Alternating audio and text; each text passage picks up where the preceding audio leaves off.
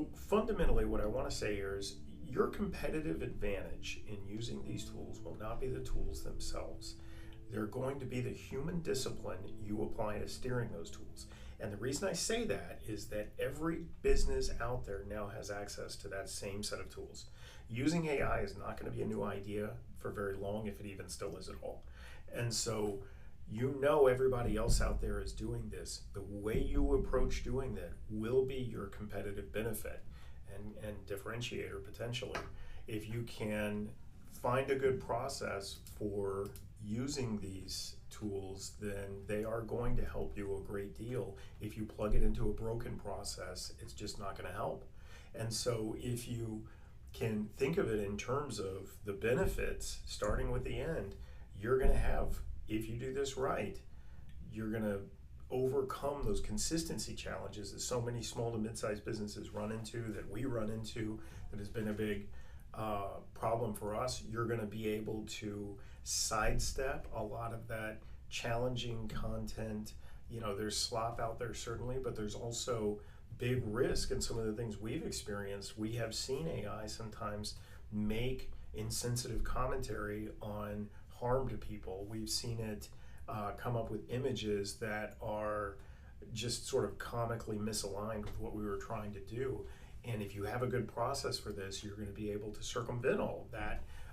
But it will very much have to do with your process for bringing it in. So let's talk about that, those production advantages that you get out of it, where you're now taking maybe some kind of video, or you're taking some kind of email and you're turning it into a bunch of different types of content.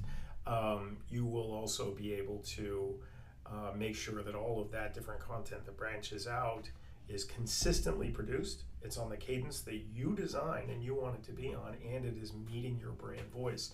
So what we had to do is actually kind of go listen to some of the people who know about brand and know how to create these voices, because frankly, that is just not my area. It's not our area. I say over and over again, if you've met me, we suck at marketing. It's absolutely the worst thing about this company. It's something we obviously all have to do. We have to grow in. But I want to be out there building solutions. I want to be out there helping my clients. I love being in the projects. I love talking directly to my clients, and I love helping them be successful.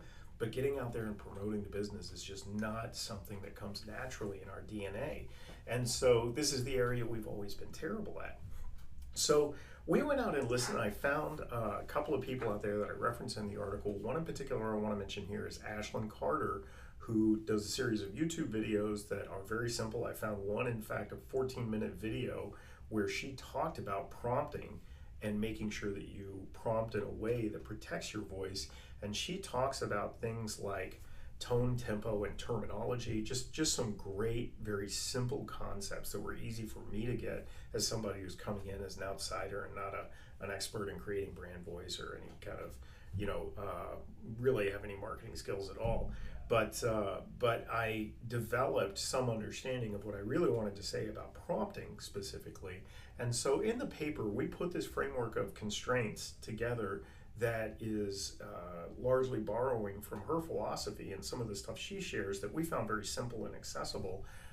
So just kind of starting with vocabulary anchors, being able to set up what your refusals and boundaries are, having your opinions out there, especially those that are contrarian to your industry or might really distinguish you, putting those in summarized in some form so that your brand voice includes those.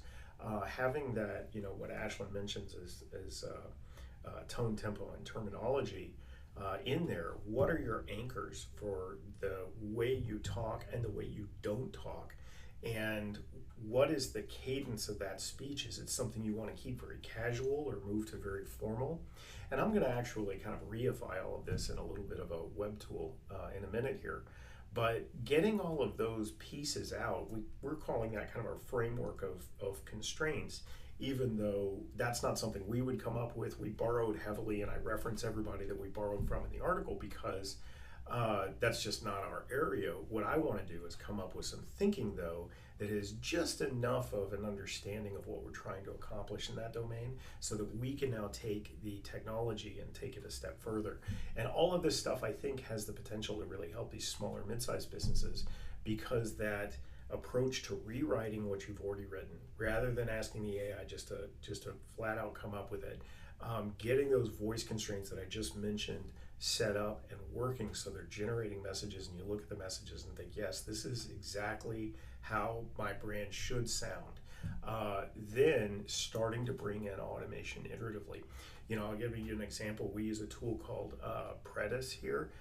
It's a good tool. We're a fan of it, but we've certainly had some missteps with it. And I talk about one in the article in particular, that it generated an image that was really kind of problematic, and it was at a time when we weren't really very tight on human reviews. So I'm lucky we caught it. It didn't wind up going out, but it's a little bit of a story in the article, and it's something that I think I would mention here. Is you automate, do that iteratively so that you can do it with some care, and then define really where that human validation is going to happen in your work and in this process, so that as a team, here is exactly the checkpoint, here are the checkpoints that we need to go through as a team, so that we know we're putting out content that is aligned with the brand we want to be.